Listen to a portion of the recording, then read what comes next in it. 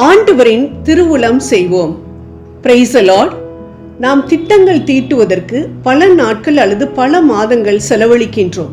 ஆனால் அதை வெற்றிகரமாக செயல்படுத்த நாம் செய்ய வேண்டியது ஒரே ஒரு நொடிப்பொழுதில் வெளிவரும் 2 வார்த்தைகளை உச்சரிப்பதுதான். ஆண்டவருக்கு விருப்பமானால் என்பவைதான் அவை. இவை உள் மனதிலிருந்து எழும்பி நாவின் வழியாக வெளியே வர வேண்டும்.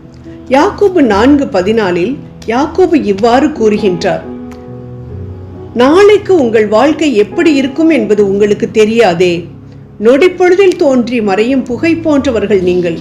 ஆகவே ஆண்டவருக்கு திருவுளமானால் நாங்கள் உயிரோடு இருப்போம், இன்னின்னதை செய்வோம் என்று சொல்ல வேண்டும் என்று. ஆம், எதிர்காலமும் வாழ்வும் நம் கைகளில் இல்லை, அவை ஆண்டவரின் கரங்களில் இருப்பதினால் நாம் அவரையே சார்ந்து இருக்க வேண்டும். அவரை சார்ந்து இருந்தோம் என்றால் நாம் எக்காரியத்திலும் அசைக்கப்படுவதில்லை. நாம் எந்த காரியத்தை செய்தாலும் அதை ஆண்டவரின் சித்தத்திற்கு விட்டுவிட பழகிக்கொள்ள வேண்டும். எவ்வாறு அதை வெளிப்படுத்துவது? நம் வார்த்தைகளின் மூலம்தான். ஆண்டவருக்கு விருப்பமானால் என் மகன் டாக்டர் ஆவான், ஆண்டவருக்கு விருப்பமானால் எனக்கு இந்த வேலை கிடைக்கும் என்று மனதின் ஆழத்திலிருந்து சொல்லும் பொழுது நாம் இந்த காரியங்களை தேவனுடைய திருவுளத்திற்கு கையளிக்கின்றோம் என்று அர்த்தம்.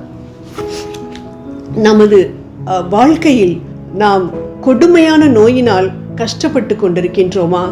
மத்தேயு 8:2 நினைவு கூறுவோம். ஐயா, நீர் உமக்கு விருப்பமானால் எனது நோயை குணமாக்க உம்மால் முடியும் என்று ஆண்டவரை நோக்கி கூப்பிட்ட தொழுநோயாளி ஆண்டவருக்கு சித்தமில்லாமல் சுகம் பெறுவதை விரும்பவில்லை.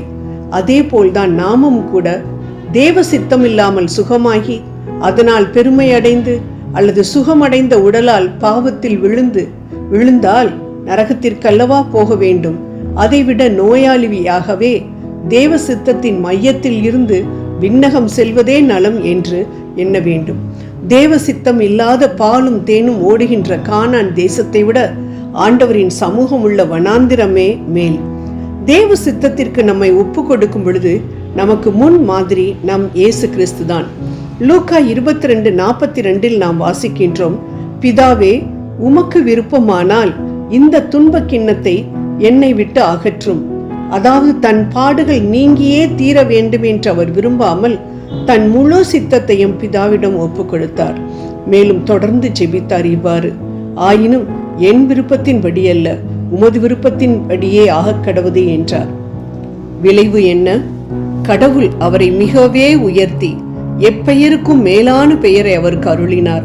ஆகவே இயேசுவின் பெயருக்கு விண்ணவர், மன்னவர், கீழுலகோர் அனைவரும் மண்டியிடுவர். பிலிப்பியர் 2:9-11 வரை. நமது சித்தத்தை தேவனுக்கு தெரியப்படுத்துவது தவறல்ல. நமது ஆசைகளையும் விருப்பங்களையும் தேவனுக்கு தாராளமாக தெரியப்படுத்தலாம். ஆனால் தேவ சித்தத்தை ஏற்றுக்கொள்ள எப்பொழுதும் நாம் தயாராகவும் அவருடைய திருவுளத்தின்படி செய்ய எப்பொழுதும் ஆயத்தமாகவும் இருக்க வேண்டும். இயேசுவே தன் விருப்பத்தை பிதாவின் கைகளில் ஒப்பு கொடுத்தார் என்றால் நாம் எவ்வளவு அதிகமாய் நம்மை ஒப்பு கொடுக்க வேண்டும். ஆம், தேவ சித்தத்தின்படி செய்வது ஒருவேளை இக்காலத்தில் பாடுகளை கொண்டு வந்தாலும் இந்த பாடுகள் இனி நம்மில் வெளிப்பட போகிற மகிமைக்கு ஒப்பானவை அல்லவே. பிரைஸ் தி லார்ட் என்று சொல்லி ஆண்டவரை மகிமைப்படுத்தும் நாம் ஆண்டவருக்கு சித்தமானால் என்று சொல்லி நம்மையும் நம் குடும்பத்தினரையும் தேவ திருவுளத்திற்கு ஒப்பு கொடுக்கும் பொழுது நமக்கு கிடைப்பது வெற்றியே வெற்றியே. தேவ சித்தம் செய்வோம், வெற்றி காண்போம்.